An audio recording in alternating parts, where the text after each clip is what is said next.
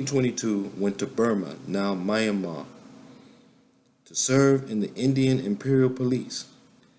Later, he was to recount his experiences and his reactions to imperial rule in two brilliant autobiographical sketches, Shooting an Elephant and A Hanging, classics of expository prose.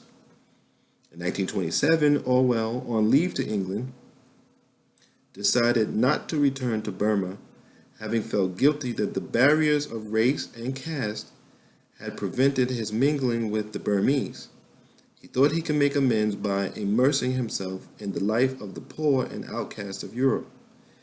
His subsequent experiences gave Orwell the material for Down and Out in Paris and London, 1933, in which actual events or incidents are rearranged into something like fiction. Orwell's first novel, Burmese Days, 1934, established the pattern of his subsequent fiction and his portrayal of a sensitive, conscientious, and emotionally isolated individual who is at odds with an oppressive and dishonest social environment. Other novels of this period were A Clergy's Daughter, 1935, and Keep the Aspidistra Flying, 1936. During the 1930s, he began to consider himself a socialist. By the time his original and unorthodox political treatise, The Road to Wigan Pier, appeared in 1937, Orwell was in Spain, where he had gone to report on the Civil War and stayed to join the Republican militia.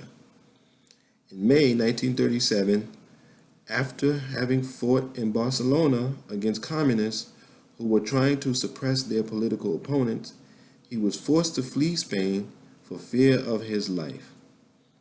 The experience gave him a lifelong dread of communism, his first expressed in the vivid account of his Spanish experiences, Homage to Catalina, 1938. When World War II began, Orwell was rejected for military service, and instead he headed the Indian service of the BBC and then worked as a journalist. The appearance in 1945 of Animal Farm made him famous and for the first time prosperous.